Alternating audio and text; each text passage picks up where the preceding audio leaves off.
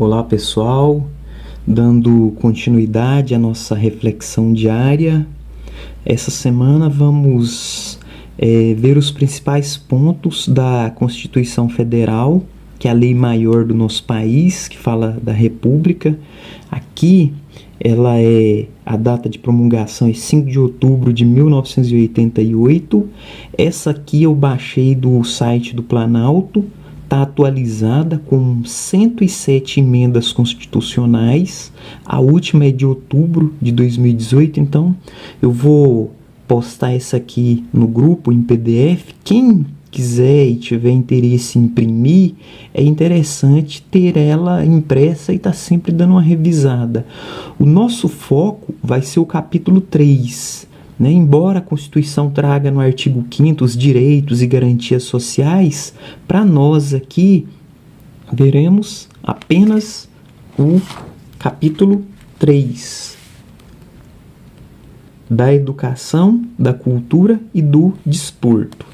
Antes de iniciarmos a leitura dos artigos, eu fiz um resumo para dar uma pincelada e fazer uma introdução nas partes mais importantes, que são elas. Primeiro, artigo 205, ele fala sobre os direitos, deveres e objetivos no tocante à educação. O artigo 206 é um artigo essencial, que ele fala dos princípios da educação.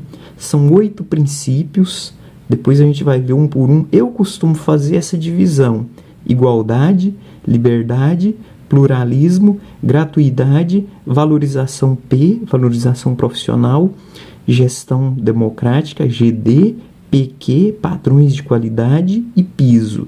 Então, essa seria uma forma que eu fiz de facilitar a memorização. Esses princípios aqui, eu acredito que quem vai fazer concurso tem obrigatoriamente que memorizar todos eles.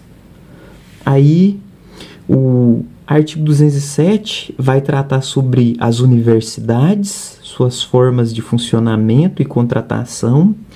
O artigo 208, extremamente importante, fala sobre os deveres do Estado. Então, enquanto o 206 fala os princípios os quais a educação será ministrada, o 208 fala sobre os deveres. E aí são 6 os deveres que o governo tem. Primeiro, fornecer educação básica obrigatória dos 4 aos 17. Aqui eu trago um destaque para a educação infantil. Então vejam, a educação infantil, apenas uma parte dela, que é dos 4 aos 5 anos, que seria a pré-escola, faz parte da educação básica. Então a educação básica vai dos 4 aos 17 anos. Segundo, universalização do ensino médio. Então, aqui ele traz um dever do Estado fornecer o ensino médio para toda a população. Então, isso subentende-se que, para a pessoa chegar no médio, o fundamental, primeira fase, segunda fase, a pré-escola foram ofertados. O 3, eu pus a sigla AEE, que é Atendimento Educacional Especializado, e o número 4, acesso aos níveis mais elevados de ensino, que seria a universidade. 5, ensino noturno regular, então você tem que ter o matutino ou vespertino, mais o noturno para quem trabalha.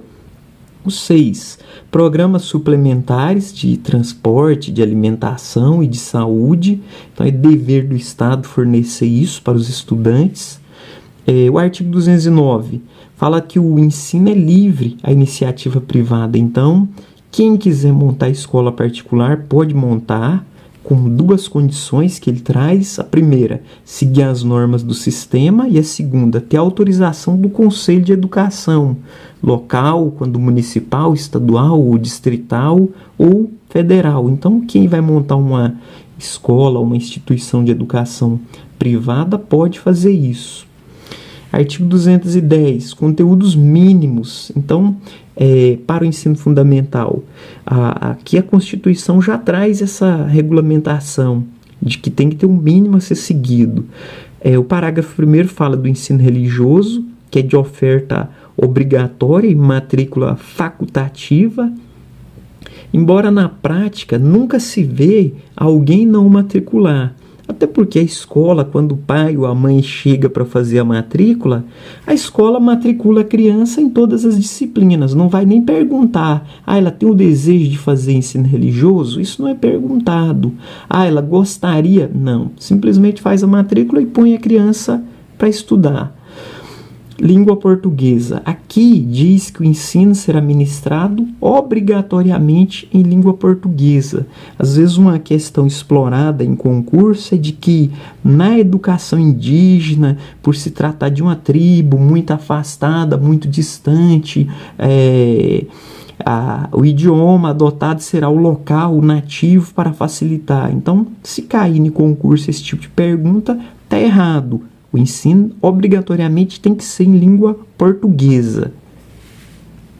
Artigo 211. Fala sobre a organização do Sistema Nacional de Educação. Aqui um detalhe importante, que às vezes é explorado em provas de concurso, seria que o Sistema Único de Educação, então não existe. Existe um Sistema Nacional que se divide nos estados, Distrito Federal e nos municípios, mas não é um sistema único. Embora estejam tentando implantar aí agora a Base Nacional Comum Curricular, mas ainda assim ela vai ser conhecimentos e especificidades locais. Atuação. Aqui tem um parágrafo único que fala que a atuação prioritariamente, às vezes alguém fala assim, de quem é a responsabilidade? Pela educação infantil, pela educação, o ensino fundamental, pelo médio. Então, de acordo com a Constituição Federal, quem deve atuar prioritariamente? O município deve oferecer o ensino fundamental prioritariamente, os estados devem oferecer o ensino fundamental prioritariamente, município em seguida, educação infantil, prioritariamente fundamental o estado, em seguida o médio. Então, como é que fica? Para a Constituição Federal, os municípios ofertam o ensino fundamental, né, como prioridade, e depois que ele conclui, que ele consegue ofertar, atender toda essa população, ele oferta a educação infantil. Por isso que falta creche aqui em Goiânia e região metropolitana. O prefeito ele atende o ensino fundamental e o infantil se der. E o Estado também atende o fundamental e o médio. Embora na LDB, que é a Lei de Diretrizes e Bases da Educação, que a gente vai ver depois, a divisão muda. Lá, quem atende, os municípios atende o ensino fundamental e o Estado atende o ensino médio. Então, embora faça convênio, Estado com municípios, ora tem o município atendendo o fundamental, o médio ou vice-versa, é importante estarmos atentos ao que a legislação pode pedir, né, na questão de concurso. Então, de acordo com a Constituição, Estado e município atende prioritariamente o ensino fundamental e depois o município a educação infantil e o Estado o ensino médio. Artigo 212. Referente ao financiamento da educação, a União, então o governo federal vai sempre repassar 18%, os estados e o Distrito Federal e os municípios 25%. Essa é a composição do financiamento para educação pública. E aí tem o parágrafo 3º que fala sobre a equidade, às vezes é bastante explorado em prova de concursos. Então, equidade, às vezes cai na prova. Todos os sistemas de educação serão tratados com igualdade de direitos. É diferente. Igualdade de direitos, você tem uma escola com 1.000 alunos, outra com 100, uma está caindo os pedaços, então ela não tem que ser tratada com igualdade, ela tem que ser tratada com equidade. Equidade é tratar os desiguais de forma igual. Então, como isso seria? Por exemplo, tem uma escola que é grande, está bem estruturada. Às vezes ela vai receber menos verba do que uma outra que está desestruturada, que precisa mais. Outra fonte também importante, no parágrafo 5º, é o salário educação, que é cobrado das empresas, que vai para financiamento, junto com esses 18% e esses 25%.